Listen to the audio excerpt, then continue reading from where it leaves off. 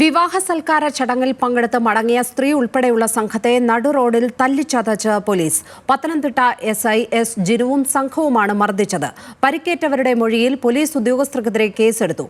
പ്രാഥമിക നടപടിയെന്ന നിലയിൽ SI ജിനുവിനെ സ്ഥലം മാറ്റി.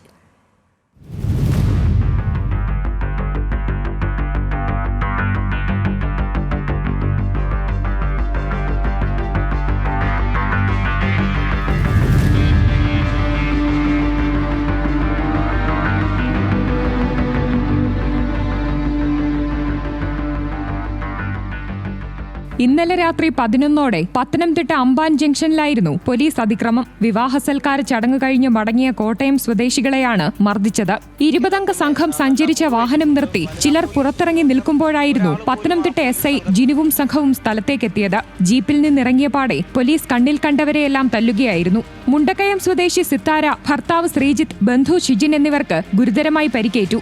ലാത്തിചാർജിനു ശേഷം SIയും സംഘവും പെട്ടെന്നു തന്നെ സ്ഥലം വിട്ടു. പിന്നീട് സ്വന്തം വാഹനത്തിലാണ് പരിക്കേറ്റവർ ജനറൽ ആശുപത്രിയിൽ ചികിത്സ തേടിയത്. സിത്താരയുടെ കൈക്ക് പൊട്ടലും ശ്രീജിത്തിന്റെ തലയ്ക്ക് ഗുരുതരമായ പരിക്കുമുണ്ട്. സംഘർഷം നടക്കുന്നുവെന്ന വിവരത്തെ തുടർന്നാണ് സ്ഥലത്തെത്തിയതെന്നാണ് പോലീസിന്റെ വിശദീകരണം. എന്നാൽ CCTV ദൃശ്യങ്ങൾ പുറത്തുവന്നതോടെ പോലീസ് വാദം പൊളിഞ്ഞു. ഞങ്ങള് പത്തനംതിട്ട KSRTC സ്റ്റാൻഡ് അവിടെ നിൽക്കുമായിരുന്നു.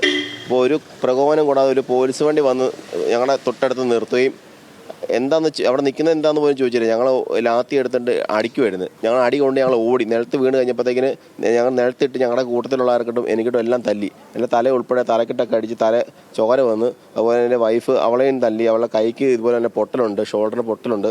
തല്ലിയിട്ട് ഞങ്ങൾ നിലത്ത് വീണ് കഴിഞ്ഞപ്പോഴത്തേന് വനിതാ പോലീസുകാരും ഉണ്ടായിരുന്നില്ല. വീണിട്ട് ശ്രദ്ധിക്കുക പോലും ചെയ്യാതാണ് അവർ വണ്ടി കയറി പോയത്. എനിക്കിപ്പോൾ കൈക്ക് പൊട്ടലുണ്ട്, തോളിലിന് പൊട്ടലുണ്ട്. സംഭവത്തിന് പിന്നാലെ പോലീസ് ഉദ്യോഗസ്ഥർക്കെതിരെ ഇന്ന് ഉച്ചയോടെ വകുപ്പുതല നടപടിയെടുത്തു. SI ജിനുവിനെ SP ഓഫീസിലേക്ക് സ്ഥലം മാറ്റി. DIG തുടർ നടപടി തീരുമാനിക്കും. നടപടിയിൽ തൃപ്തരല്ലെന്ന് മർദ്ദനമേറ്റവർ പ്രതികരിച്ചു. ഉദ്യോഗസ്ഥർക്കെതിരെ പട്ടികജാതി പട്ടികവർഗ പീഡന നിരോധന നിയമപ്രകാരം കേസെടുക്കണമെന്ന് സിത്താര ആവശ്യപ്പെട്ടു. ഇനി ആർക്കും ഇങ്ങനെ അതായത് ആരുടെ അടുത്ത് ഇങ്ങനെ ബിഹേവ് ചെയ്യാനായിട്ട് പാടില്ല. അതായത് ഒന്ന് ചോദിക്കുക പോലും ചെയ്യാതെ, സ്ത്രീയാണെന്നുള്ള പരിഗണന പോലും തരാതെയാണ് ബിഹേവ് ചെയ്തത്. അപ്പോൾ ഞങ്ങൾ തീർച്ചയായിട്ടും തുടർ നടപടികൾക്കായിട്ട് തന്നെ പോകും. അതുപോലെ തന്നെ അട്രോസിറ്റി ആക്ട് അനുസരിച്ചുള്ള ഒരു വകുപ്പ് കൂടി ചുമത്തിക്കൊണ്ടുള്ളൊരു FIR ആണ് ഞങ്ങളും പ്രതീക്ഷിക്കുന്നത്. ഇതിനിടെ SI ജിനുവിനെതിരെ പരാതിയുമായി കൂടുതൽ ആളുകൾ രംഗത്തെത്തി.